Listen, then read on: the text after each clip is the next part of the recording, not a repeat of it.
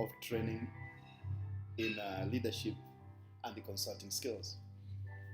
I'm Reverend Dr. Sako Merrick, and we shall be together in this afternoon training.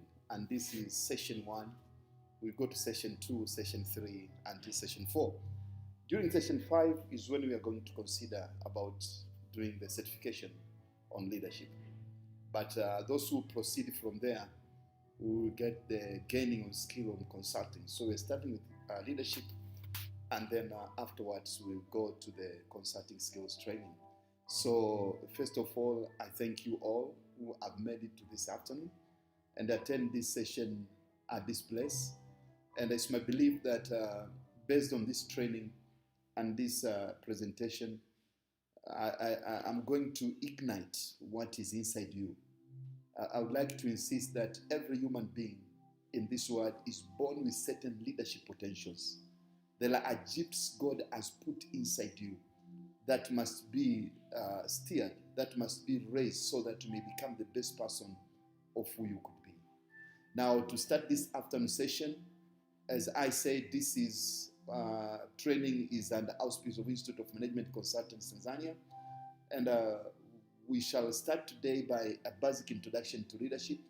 We started last week, but it was not very well received, and people asked me to at least repeat what we covered last time, so that from now on we may be able to go together and be able to get the glimpse of what is intended out of this training.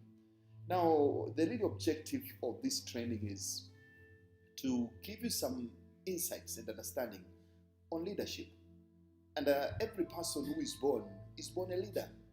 And those who are reading the Bible, in the book of Genesis chapter 1 verse 28, it is very clear that God created human beings to be leaders. Everyone is a leader. Now, when I was talking this to one of the session of the youth, they asked me, if everybody is a leader, then who is a follower? And I said that every follower is expected to gradually become a leader.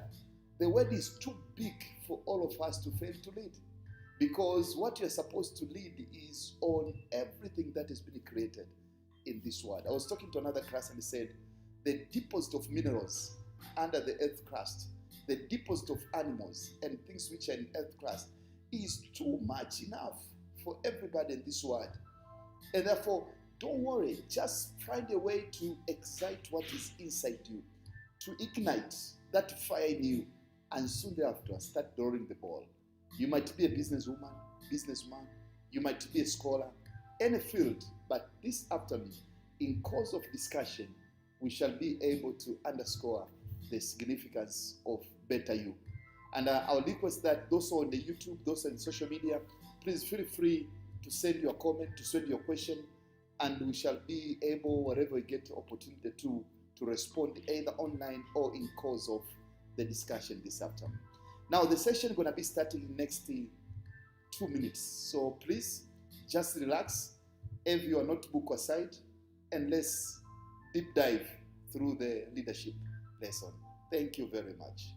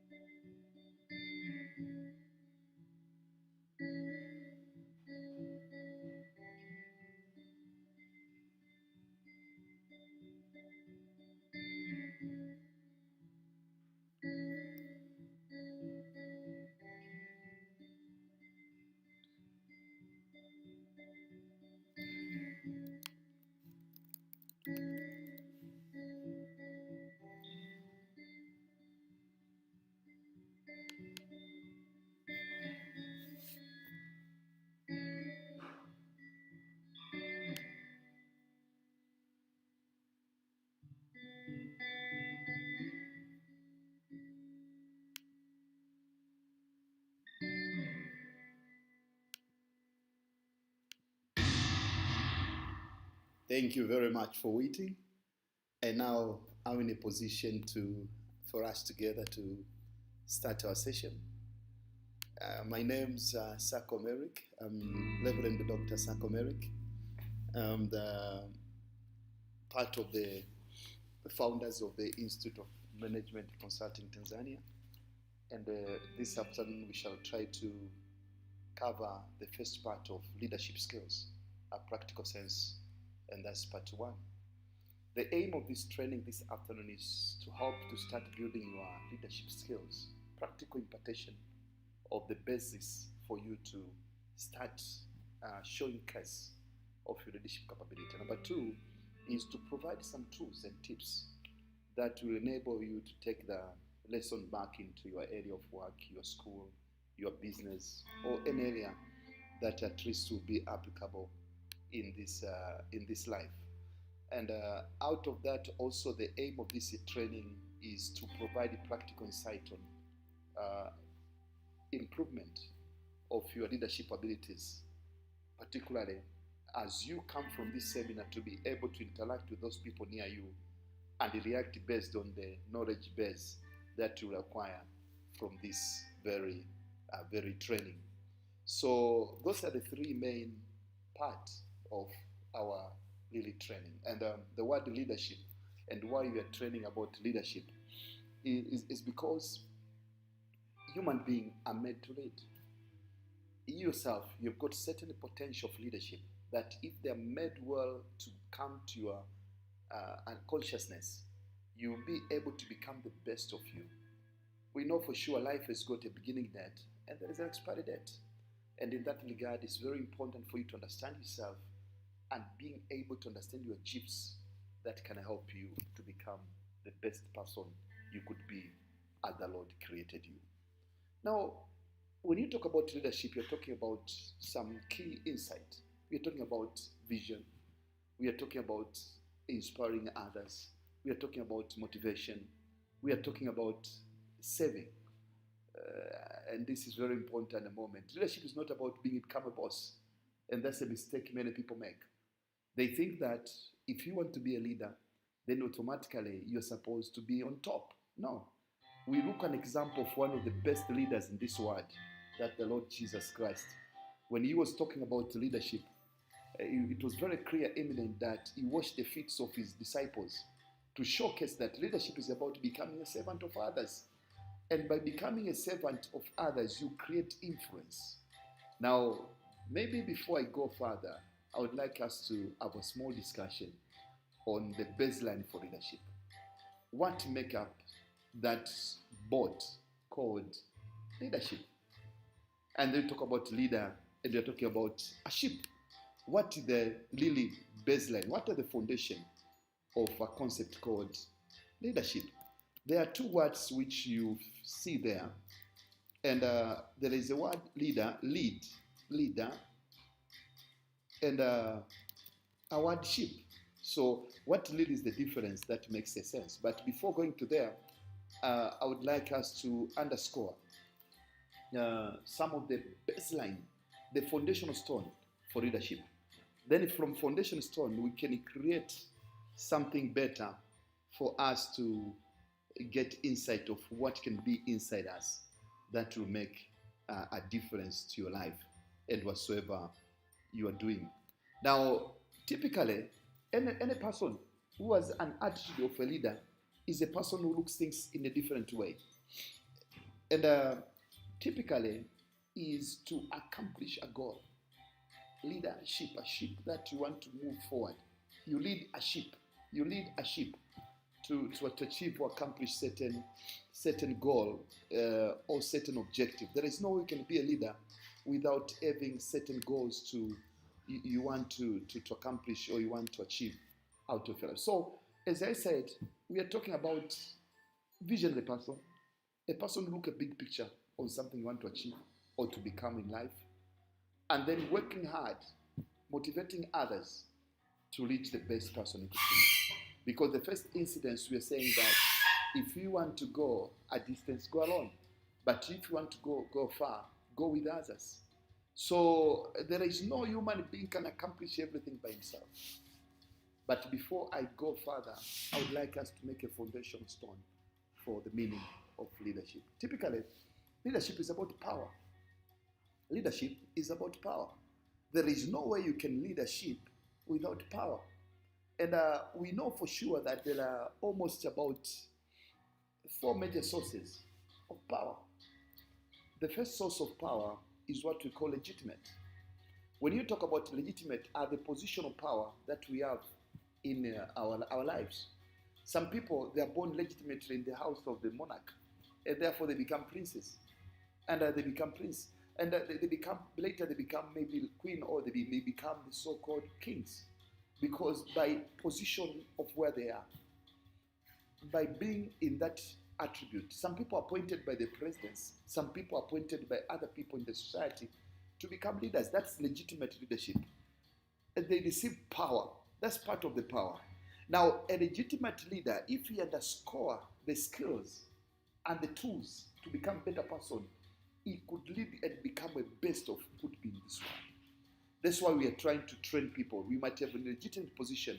All of us are aware of a number of people who have been appointed by political leaders to occupy particular leadership position in the organization, in the country, but they lose. They not become the way you expected them to be. Why? Because they lack some of the skills, some of the tools to be the best of whom they are. And that leads to most of them failure. And then they try to use force so that they can enforce fear, they can instill fear and make those they are leading to just become worried of who they are. But it is not the essence of leadership. Despite that, the fact that legitimacy can bring you to a leadership position, to stay in that leadership position, to become the best of who you could be, you need some skills and knowledge, and that's the purpose of this training. Number one is about, as I said, is about the legitimate. Number 2 is about referent. You will become a leader because of the gifts inside you. For example, you may have someone who is very good in a particular field. He might be a good doctor. He might be a best physician. He might be a best teacher. He must be a best trainer. Or he might be a person with certain abilities and capabilities. Might be a best learner. Might be a best fighter. Those skills embedded on you, they make you to be different. Sometimes we may have seen people with respect in the society with certain abilities, and that makes them to be at least referred on particular issue, particular area. But now, not every person who has certain ability to be leveled, to be levered, is necessarily that could practice leadership. We have got many of them, and some of them we'll discuss in the course of this discussion this afternoon. And we've got a third category, is what we call expertise. We have got some people with certain particular specific expertise. I might be a doctor, a medical doctor, and because of that expertise, people come and ask me for particular knowledge or insight. And that makes me to be leader because of my expertise. Most of us, maybe we are owning a vehicle, we are owning a house, we are living in a house, or we've got certain item, 1 or 2, that we own, that we don't have the expertise and knowledge about how to repair them, how to maintain them in a better order. So we always need to go to an expert, a person who knows about that particular thing, to get some insight or to be incited on what should be the better way of managing or of repairing that particular thing. So might be a medical doctor, might be an accountant who knows about tax systems, might be a soldier who knows the principles of the army, and therefore he becomes expert on that area, not because of anything, but because of his expertise, because of his knowledge and capabilities on that particular. So that we call as a third category, that is the so-called expertise power. So to recap what I've just said, I said before we go deep into leadership, let's understand the founding stones, the founding pillars of leadership. And I said about first one is what we call the leadership that is coming because of the position, and that is legitimate. And number 2 I've said about the reference or the referent power. And number 3, I've said about the expertise. The last one is what we call cohesive, whereby a person might achieve the leadership because his body is able to force people. It might be a dictator. Someone can learn and force people to follow him, not at their own will, not at their own motive, no, but because he used the instrument of power which he has to force others to do what he wants to be done and achieve the best result. So we call all of them leadership because what matters is to get followers. What matters is the ability to have power that will enable you to reach a best way of whom you can be. Now, number 1, we said about that's position 1, which might be because you're born in a family of a king, family of a queen. So you become a leader because people respect you, people give followership to you because by being legitimate in that position.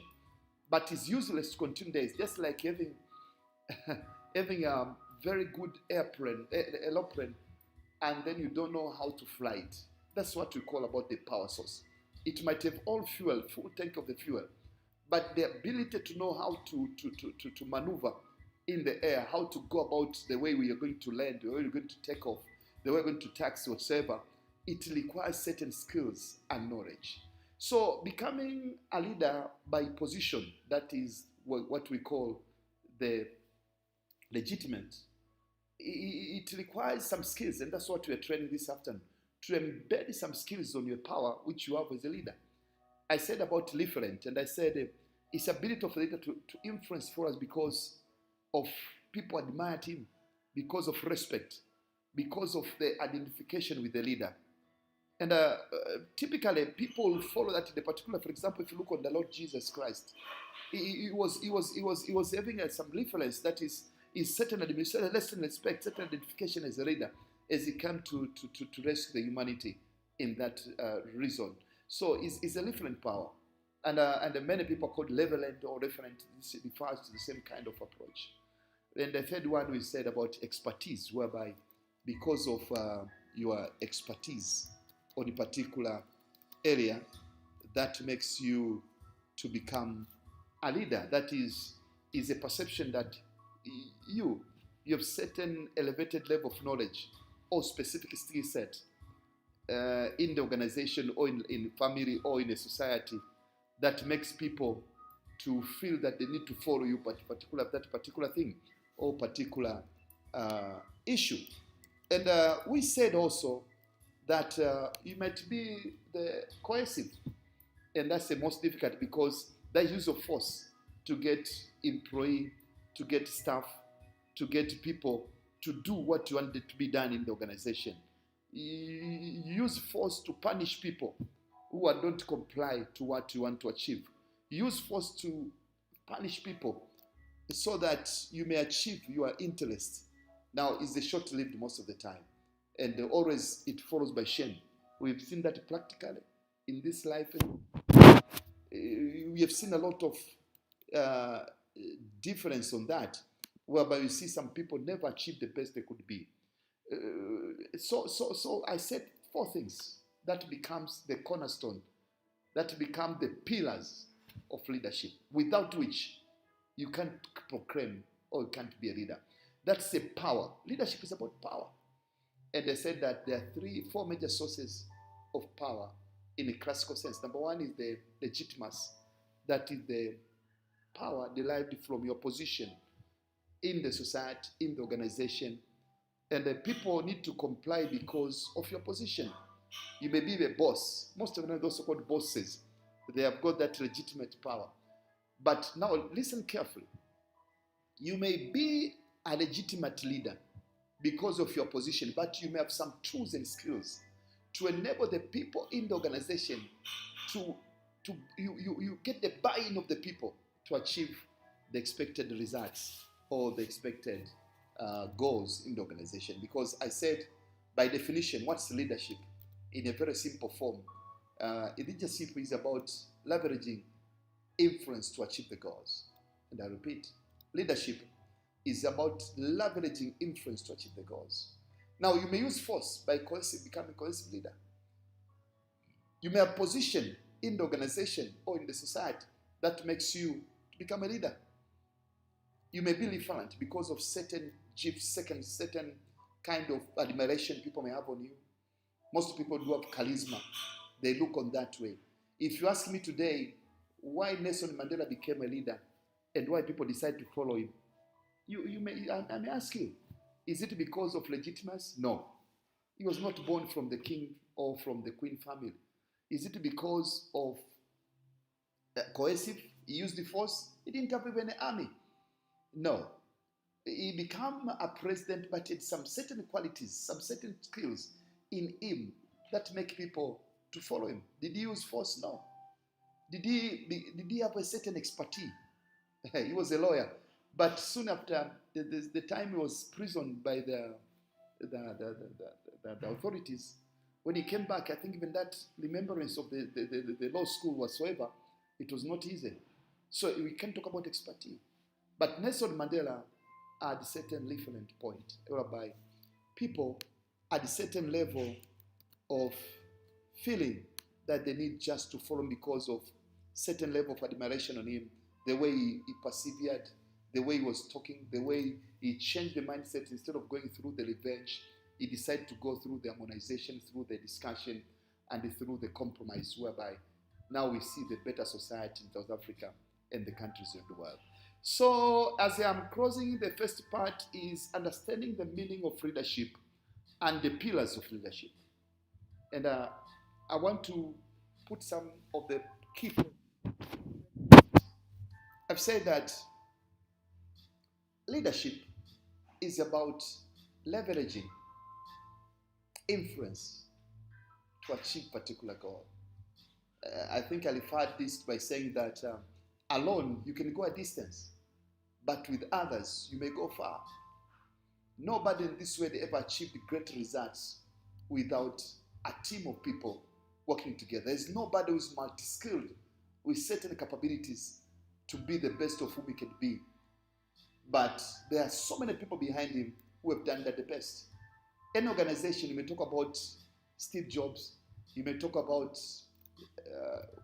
Warren, you may talk about Julius Nyerere, you may talk about Magufuli, you may talk about Samia, you may talk about any leader you might have in your mind, but they become who they are because they're able to influence people behind them, and those people decide to follow them, whatever dream they have, and they accomplish the best of whom they could be. So I said about leadership is about leveraging influence to achieve a goal, to achieve the result.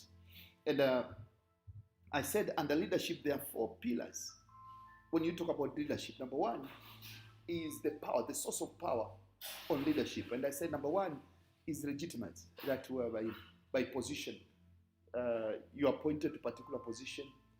You are a leader in the organization because it's a family business.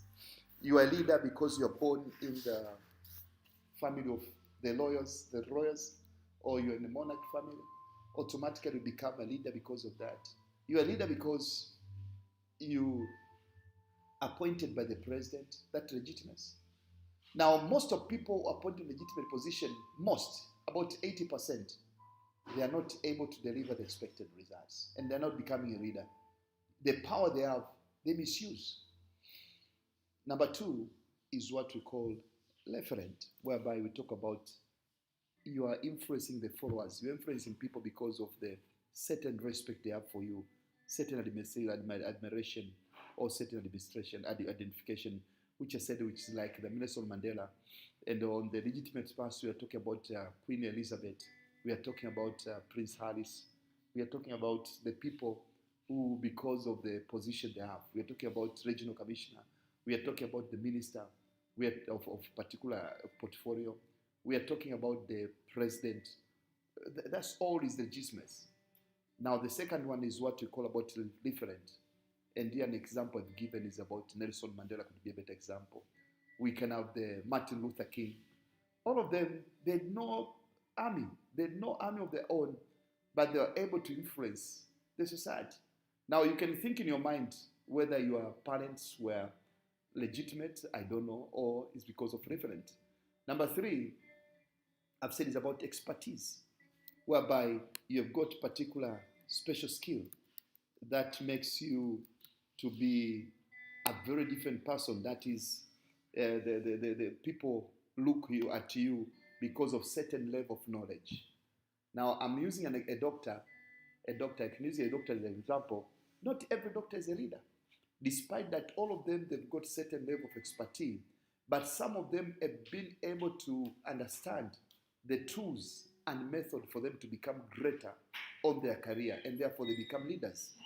Not every engineer is a leader, but some of the people have understood how to use their position, how to use their knowledge to become leader. People follow them because of that particular level of expertise. But many times this is very limited approach. It's very limited way in the, so you need to have some other gains, so that other sources of power, so that you may sustain it for a long time, unless you need to work very hard to be ahead of everybody in the society. And I said about number three is what we call, and what we fight, the expertise. And number four is what we call as cohesive, whereby a person uses force, whereby a person uses the machinery he has to ensure that people follow them. They use the system, they use the government, they use the army, whatsoever, to ensure that people, they carry the order. Normally, a person who is using coercive power is usually intimidating others. And normally people are under fear all the time. That is kind of, we call about intimidation. Now, to summarize, power, leadership is ability to leverage influence to achieve result. You want to make sure that student studies. You want to make sure that employees work hard. That ability to leverage power to achieve result is what we call leadership.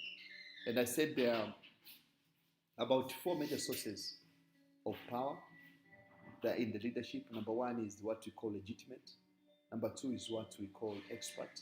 Number three is what we call the referent. And number four is what we call cohesive. So all of them are the baseline of power in the leadership. Now, I have said that you can give example of a person who was very cohesive.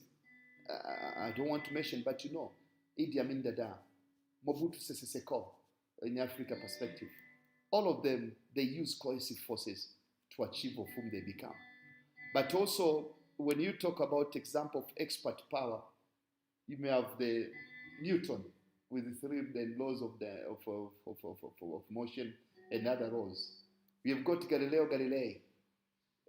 We've got some leaders in leaders in this country who have used their expert power to become the best of themselves in the army, in the ministries, in the work. Some people become best as tax experts. Everybody will just refer them to be the expert on that particular field.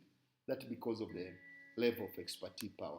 And if you got about the referent power, I said about Nelson Mandela, I've said about the Mwalimu Nyerere, Julius Kambarage Nyerere, the people who is not because of the legitimate position, but also they are able to woo their people because certain level of admiration, respect, and identification in the society which they're living.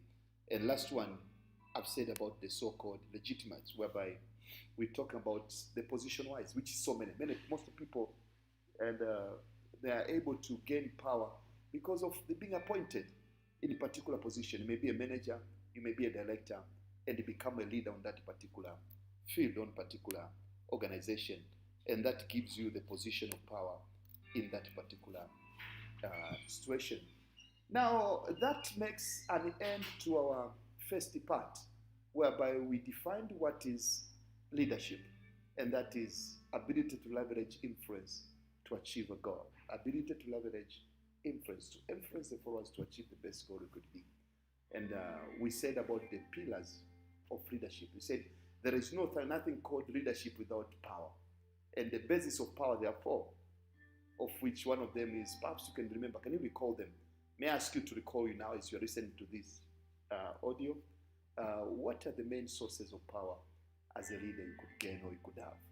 And number one, we talked about legitimate. Number two, we talked about referent. Number three, we talked about the expertise. Number four, we talked about the cohesive nature. In that regard, that makes a very clear definition of what the leadership is. Now, to go further, let's now go to the toolbox or toolkit. What's really the leadership skills that we intend to build this afternoon as part of our discussion together? What are the skills that we want to enforce? And typically, as I said, we're talking about shared vision. We are talking about inspiring others. We are talking about motivating others. We are talking about saving. We are talking about empathy. We are talking about creativity and imagination. We are talking about the ability to listen. Any leader should have a keen ability to listen. We are talking about thoroughness, that a person who is geared to the detail, not just want to get the surface information. No, it's not about conceptualization. Rather, it's thoroughness on a particular field. And also, the whole issue of guiding, and the whole issue of team building, the whole issue of risk taking, the whole issue of continuous improvement. So that closes the first part, and in the next 2 minutes we shall begin the second part. Please, if you're free, you may send us an email, you may send us in YouTube, you may send us a question on the YouTube, in the Facebook, you may send us a question on Facebook, so that we may be responding to you as we are moving forward with our present. So we have got some 2 minutes break. Please, let's wait and calm down. Please put some notes on what's leadership. And second question is, what are the sources or what are the bases of leadership? What are the major sources of power in leadership? And give an example. So when you talk about the first source, second source, third source, think about an example in your society. Think about an example in your country. Think about an example in a place you're living. And before you know it, there is a way you can understand the best person you could be. Thank you very much for attending the first session. Now, in next 2 minutes, we'll be joining together for the second session.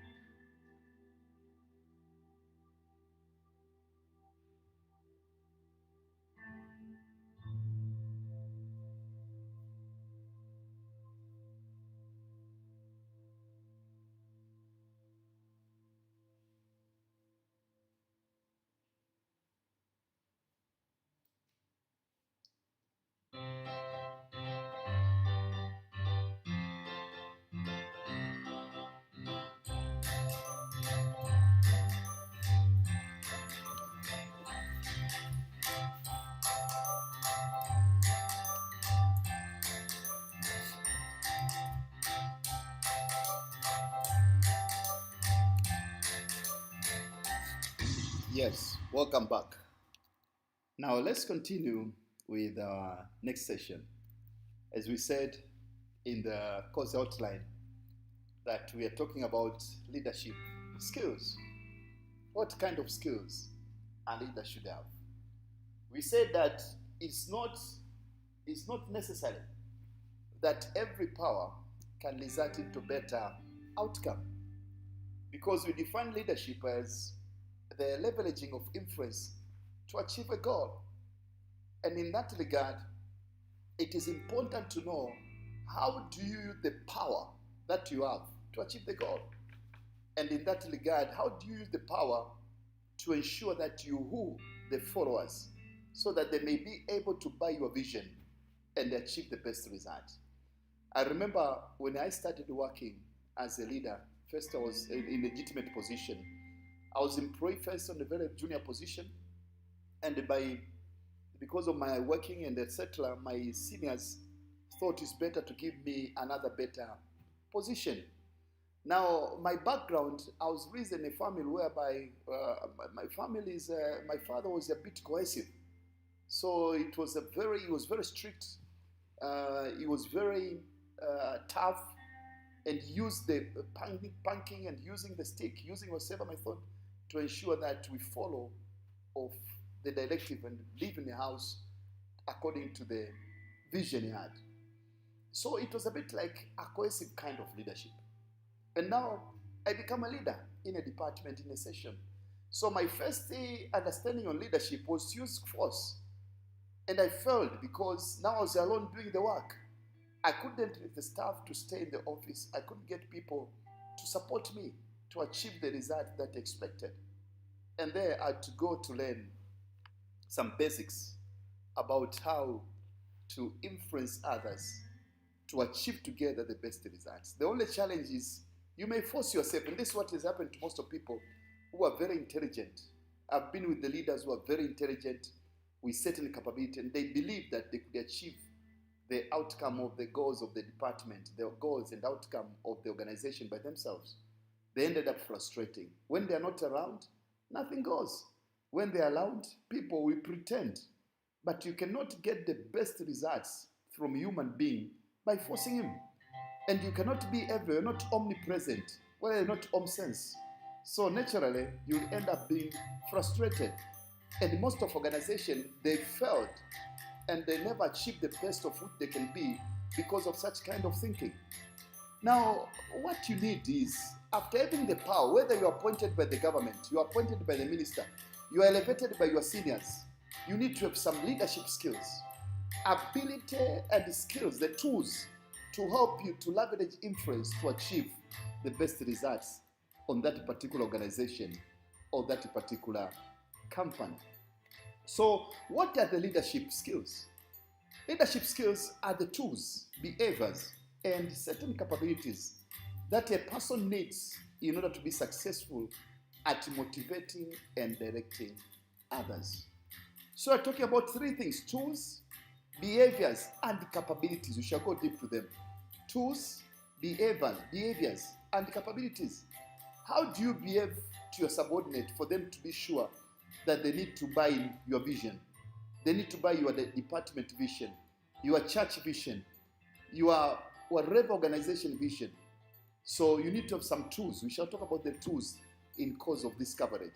And then certain level of behaviors, and then certain capabilities that you need to be successful in motivating and directing. There are two things: motivating, to make others to feel to follow you, not because of you are giving them salary at the end of the month, not because you are got certain machinery of the army or police to help you to push people around. No, but because of your behavior, because of your capability, you influence them.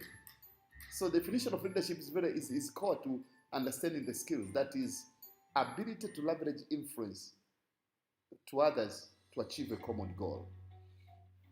It's a method. It's an approach whereby you make others to grow and become the best of whom they can be. An approach or method whereby you help others to grow and become the best of whom they can be. If you get the best out of your subordinate, if you get the best out of the organization, that's the most intimate need. I remember the story of Henry Ford those years we were growing up. He was being interviewed by the BBC World. And they asked him, Mr. Ford, what is the source of your achievement? Why you become so successful? By then, it was like the Bill Gates of those years. And he answered the question by the following. He said, number one is hardworking. We call today smart hardworking or smart working. And he explained about hardworking, which is core, and even today is essence of becoming to become successful. And second, he said capital, and he explained about capital. And lastly, he said about a bit of luck. But in course of explaining, he said, look here, if today you destroy all these building premises I have, all this asset I have, you pull them down, assume there is an earthquake that takes them off, and leave me the human resource, the people who have worked for me to achieve these results. He said, give me a few years, I'll be the same person with all these millions, all these billions you see in me. So the ability to help people to grow and become the best of their own, to support you achieve the vision you have. And that's what we call about leadership. It's a skill that you build to help you to achieve all the people whom you are leading a certain level of success and confidence. So now let's go deep. But before now to go to those, what we call them the tools, the behaviors, the capabilities, it's important to have a short break and answer this question. Are the leaders born? Are the leaders born? It was Mwalimu Julius Nyerere born a leader? Is Mama Samia Suluhu Hassan born a leader? Was Nelson Mandela born a leader? When he was born, he was already a leader. So there are some questions on that. Perhaps let's see some of the qualities of the people whom we call them leaders. Let's see a person like Jesus Christ, Martin Luther King, Nelson Mandela, Mwalimu Nyerere. You can list the name in the list. You can name it in the list. And many, many others. What did they have in common? What made you be the leader? Were they born with those capabilities? Let's see. And if we see some qualities in them, maybe 10 or 20 qualities, can we also acquire similar qualities and become who they are? Or that is a place just dedicated for only themselves? Or anybody else in this world can be and become a best leader could be? So let's see some qualities. Number one, those people, they are committed to vision. They had vision. They know who they are. You can't ask Mwalimu Nyerere today and doesn't know who he is and what he's supposed to achieve. He knew for sure independence must come. He knew for sure that Tanzania must be out of the colonialist masters. He had already a picture of the future of Tanzania. He came with the vision of the country. By then, I heard that there were only 7 graduates from university who were Tanzanians. And you can imagine himself, he had 2 degrees. He has 2 qualifications, that is at the level of 2 degrees, the first degree and the master's degree. And now you're reading people, none of them is a graduate. And he had a vision of Tanzania. Where are we going in next 10 years? Where are we going in next 20 years? The same even to the family. A father in the family, not necessarily the person who has trousers. It might be a person who has skirts. A leader in the family, between a woman and a husband, who is a leader? Depends whether he has got a vision of the family. If the father has no vision of the children and the family in the next 10 years, next 20 years, then he cannot be a leader of the family. He might be a father, but he cannot be a leader. When a woman has the vision of the family and knows how to reach there, then it could be a leader. So this gender role, they differ. Yes, a woman cannot be a father, neither a father cannot be a mother. But becoming a leader, any of them can become. And that's the essence of leadership. So one of the core things I've said about is about commitment to vision. And you need to have a future of the picture of the future. But before commitment to vision, you must know who you are. You must say, I know who I am. And by knowing yourself, you know the purpose of why you are living this world. To be honest, we've got the starting date, we've got the ending date. What we don't know, we know the starting date, but nobody knows the ending date. And in that regard, we need to work forth, believing that there's no end. But you know for sure, to be the truthful, there is an age you reach, you cannot work anymore. You need to have accumulated a certain level of wealth or a certain level of things which will enable you to finish your life better. So number one, all of them, they had vision. And through the vision, they had a means to reach the vision. They worked hard with the people they were leading to find the means to reach the vision. Mwalimu Nyerere wanted Tanzanians to be prosperous, wanted them to have a socialist country whereby people don't depend on anybody, and they're able to earn whatever they want to earn. They're able to live the best they can, acquire the best education they can have. But he also wanted to maintain an eco-society without extremes to the possession of properties. That was a vision. He saw the life of a very young person in the society. He saw the life of the eldest person in the society. Ability to see afar and tell others, let's go. Let's cross this river. Let's reach the other side. That's leadership.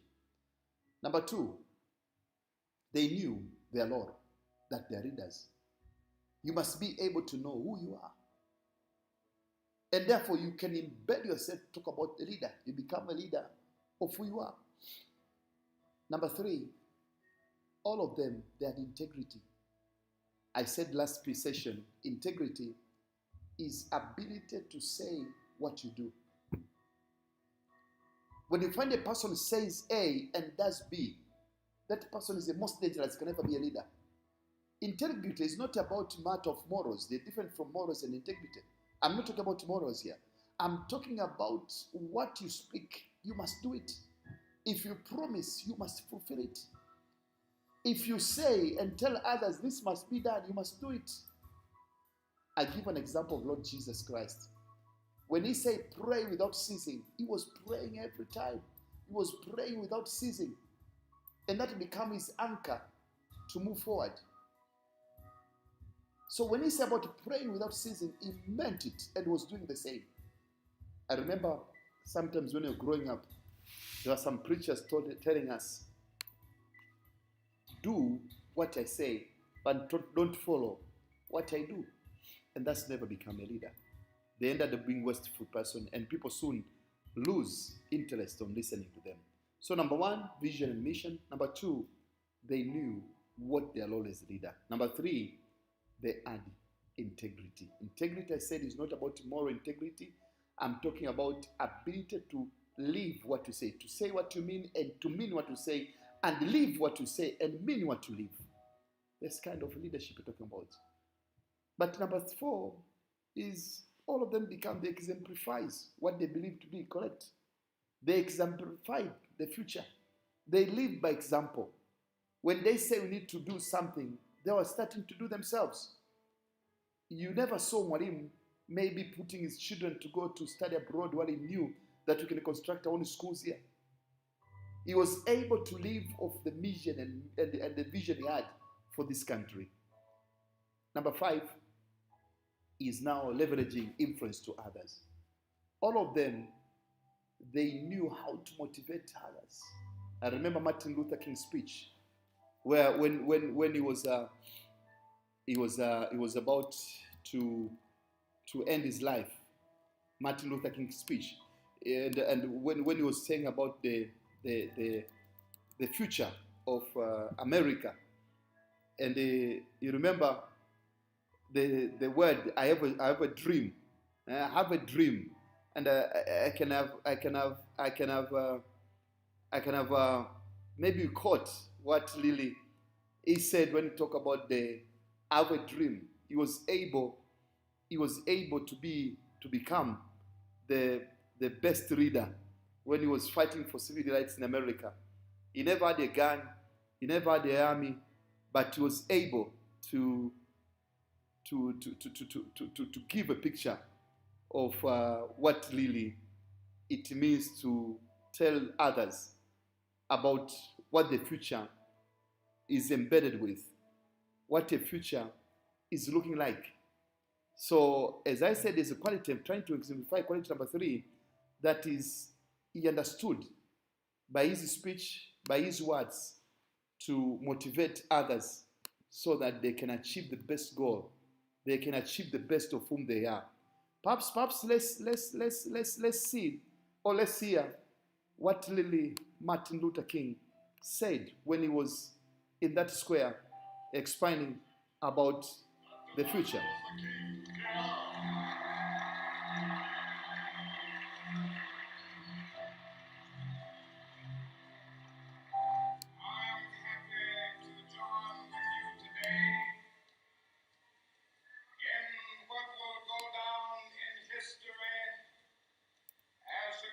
Demonstration for freedom in the history of our nation.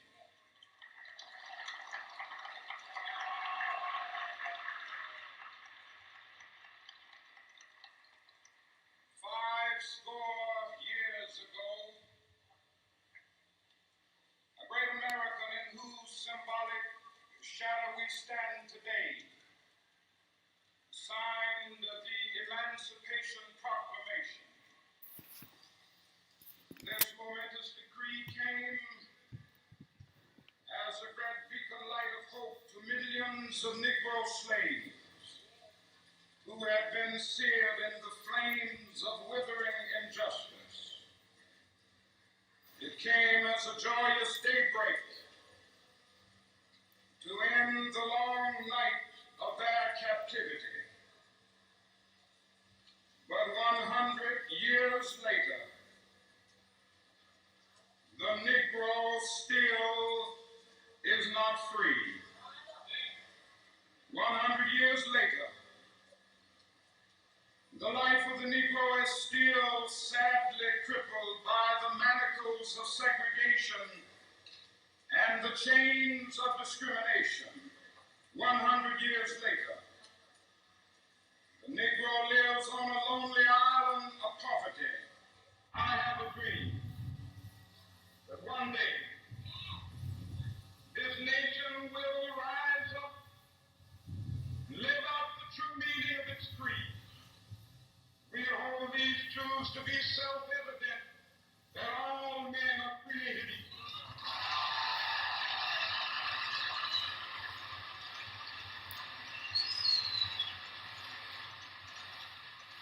I have a dream that one day on the red hills of Georgia, sons of former slaves and the sons of former slave owners will they be able to sit down together at the table of brotherhood.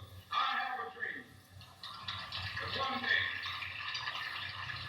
even the state of Mississippi, a state sweltering with the heat of injustice, sweltering with the heat of oppression, be transformed into an oasis of freedom and justice. I have a dream.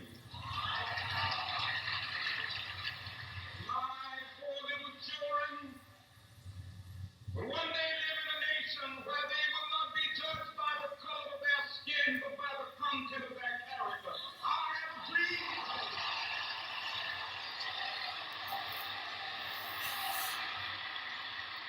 I have a dream that one day, down in Alabama, with its vicious races, with its governor having his lips dripping with the words of interposition and notification, one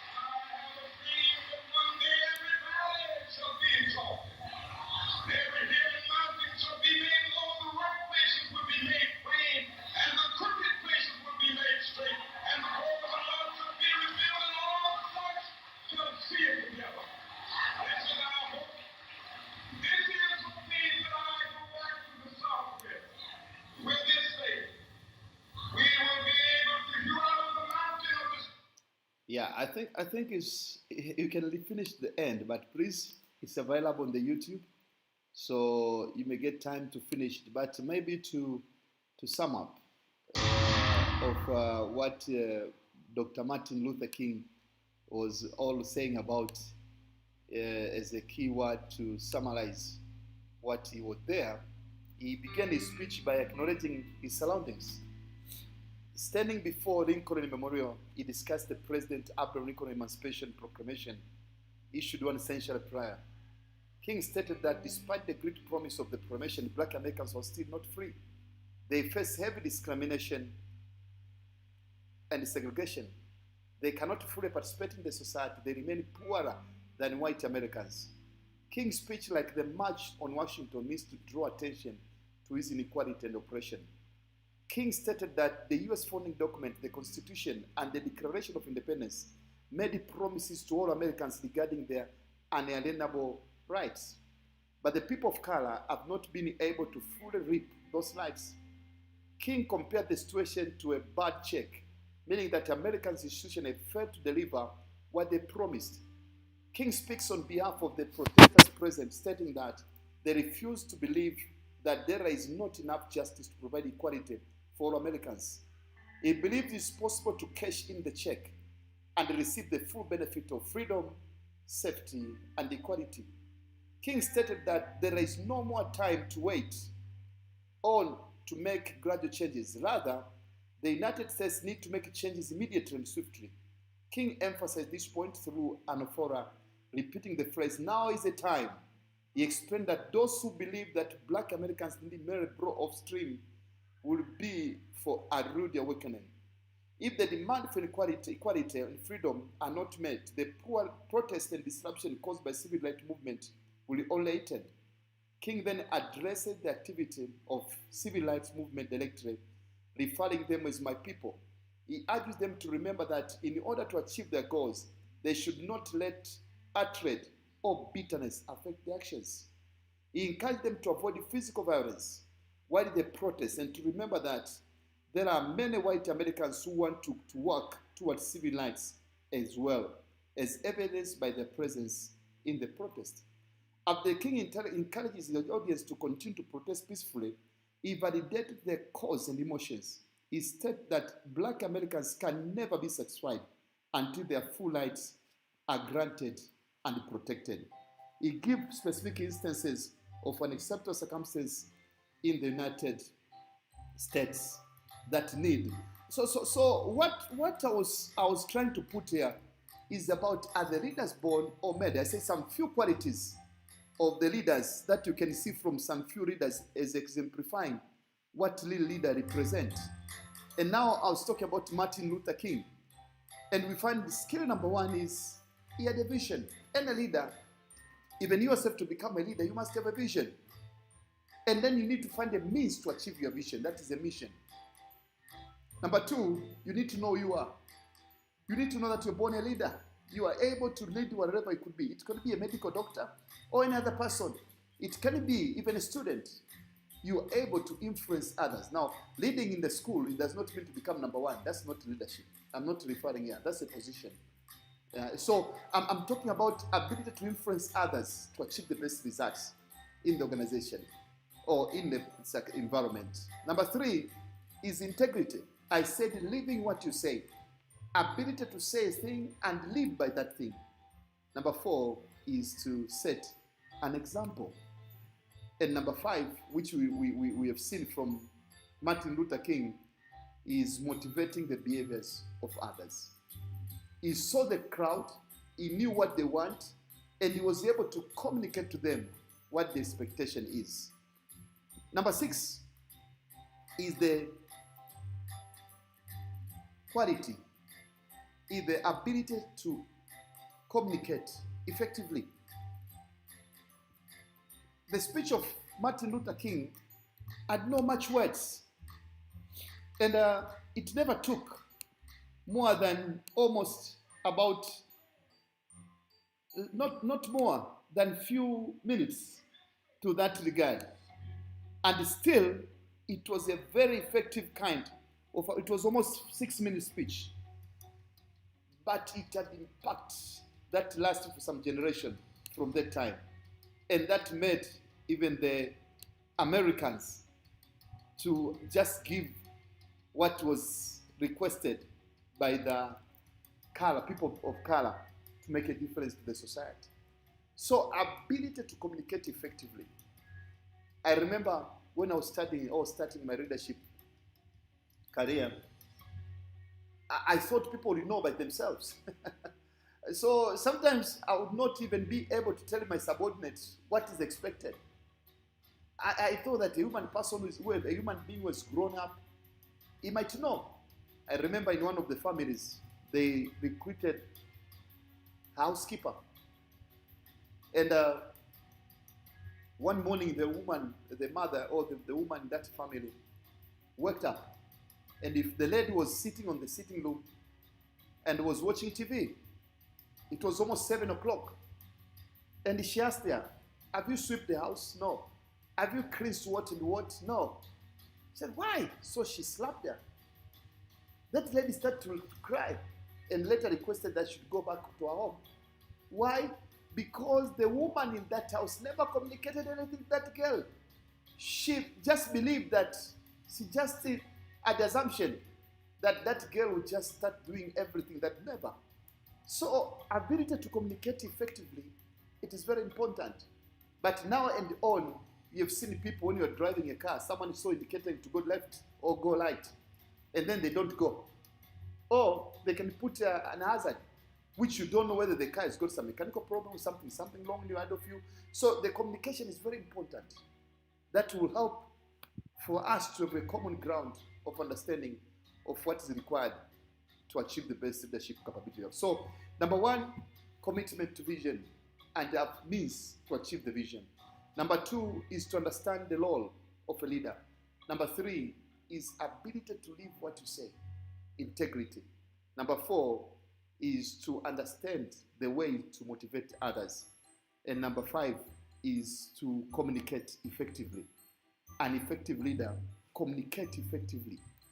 Communicate effectively to make others who they hear to understand what he means and how he meant it, what to do and how to do it. So without effective communication, it's difficult because you might say A, people might hear B. You might say C, people might hear C. And we know there are different ways to communicate. But somebody says, an effective communicator is a best listener. A good communicator must be a good listener. If you find a person talk every time, it means he's not a good communicator. You need to listen to another person so that you may be able to capture what is really understood from you as you communicate to them. And we've got a number of ways to communicate, including perhaps using the non-verbal communication. Be very clear on be very clear on what you want to tell. But you need to be confident. Martin Luther King, as we heard, was speaking confidently. But you may also listen to another man who was a leader per se, and also was a very good communicator. And that was the leader of Tanzania, when he communicated about the speech he gave at the United Nations during the time Tanzania was fighting for independence. You can see the way he put up his reasoned argument on what he wanted to get from the General Assembly of the United Nations. Maybe we can have some glimpse of what he really wanted to communicate as he become one of the best communicators in our generation. Policies which we see as contrary to the interest of peace and justice. To do these things would be to surrender our freedom and our dignity. That we shall never do. Thank you.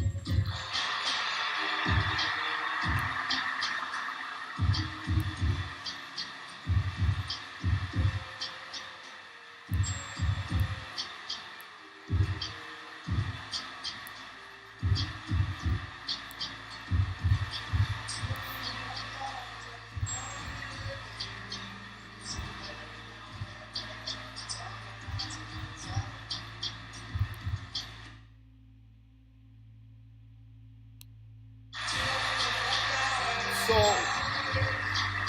you can hear the resonance of his speech very clearly. Perhaps let's listen carefully and see what he wanted to My say. last speech to the General Assembly, I have described the events and trends and needs as we in Tanzania perceive them.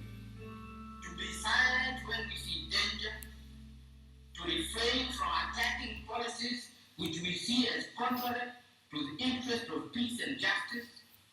To do these things would be to surrender our freedom and our dignity. That we shall never do. Thank you. That was the end of the speech. It was very short, but it was impactful. Leaders have ability to communicate effectively. Leaders have ability to communicate effectively. Is one of the quality of a very successful leader in this one. So what we are trying to think this hour is to see what real leadership is and what little we can underscore as a core principle on the leadership. That is number 5, which we try to talk about, is ability. Number 6, ability to communicate effectively. So to recall your mind, number 1 is they need to have vision. If you don't have vision, you're not a leader, and you can never be a leader. Number 2, they knew who they are. They are the purpose in life. Number 3, they had integrity. And I'm not talking about moral integrity. I'm talking about what you say is what you do.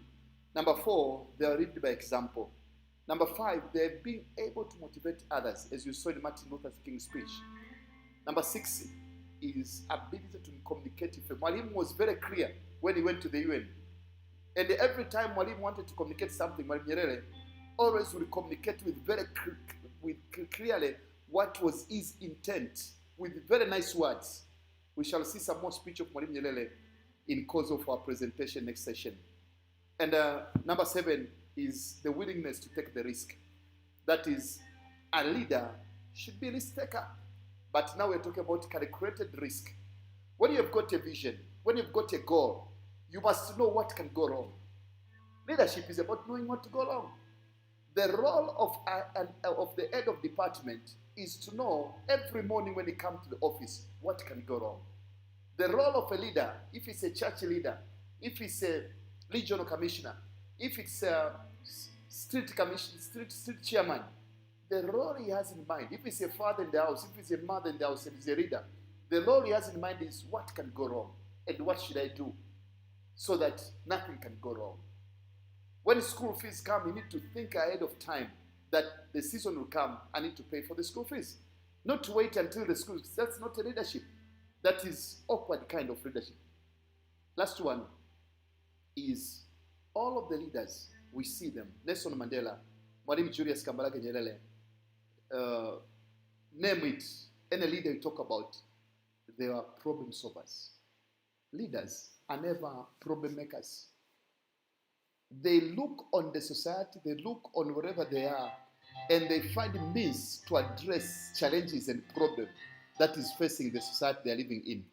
They find means and ways to address issues that their society is having. And that's leadership. They should be adamant problem solver. When Mwalimu was taking power, he knew that there were serious problems. And he addressed the priorities of this country. Number one of them was education. And he talked about the enemies we have. One of the enemies was poverty. He knew the risk. He knew the expectation. He was ready to address the problem. he was a very good diplomat, and that was able to acquire some support from developed nations. But also a number of Tanzanians went to study abroad so that they may acquire skill to be able to introduce new ideas, new thinking methodology. So that kind of thing we're talking about in leadership, that is a problem-solving skills. If you cannot solve a problem, if you are not a solution provider, then you can never be a leader. So to sum up, the 8 things that are the qualities on a leader. Number 1 is commitment to vision. Number 2 is to understand who you are. Number 3 is high level of integrity. Number 4 is to live by example. Number 5 is ability to motivate others. Ability to motivate the behaviors of others. Number 6 is ability to effective communication, ability to communicate effectively. Number 7 is risk-taking, calculated risk-taking. And number 8 is problem-solving ability. So question is, are those 8 things learnable? Can you turn your mind and learn them and acquire them so that you may become the best leader in your field?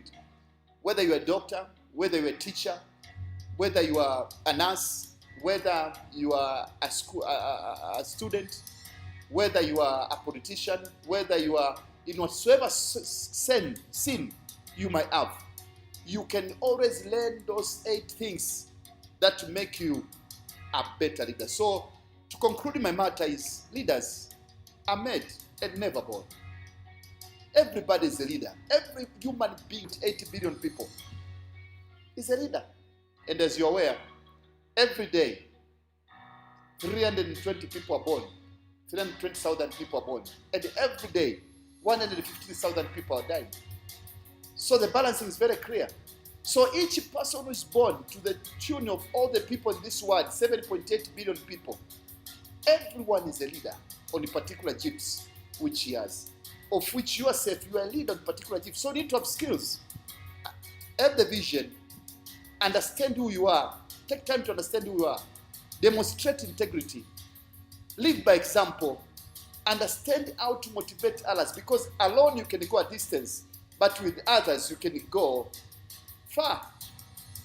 Communicate effectively, be able and willing to take a risk, and be a problem solver.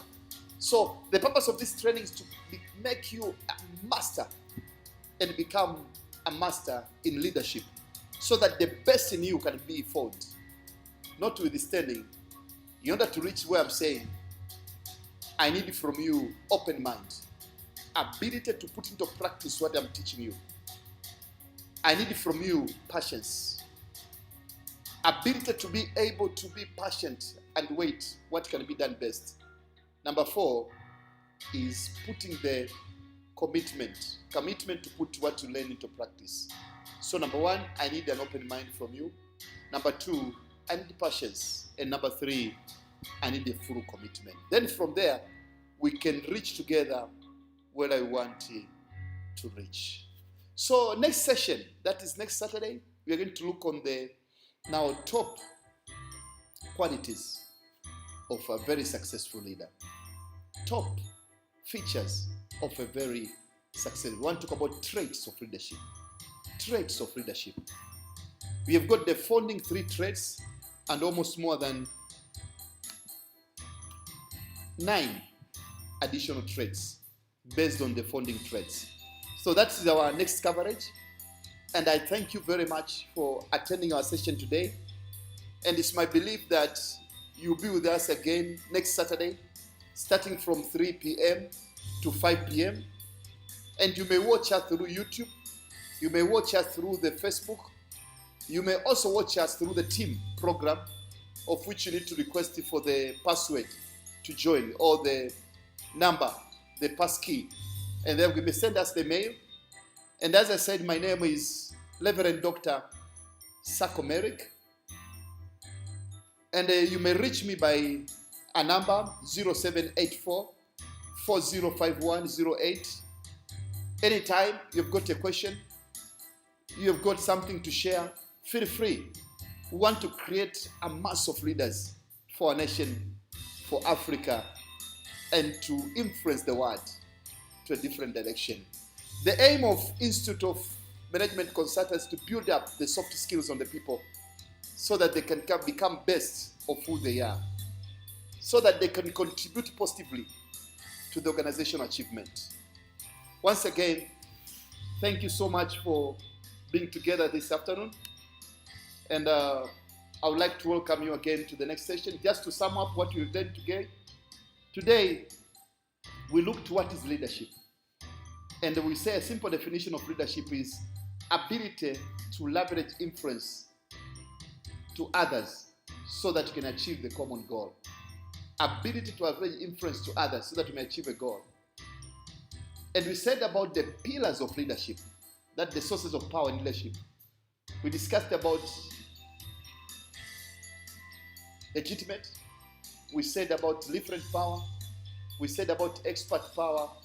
And also we said about cohesive power. That leadership is about power. There is no leadership without power. So you must be in those bases. Those are the bases that create up your traits. And then we answered the question, are the leaders born or made?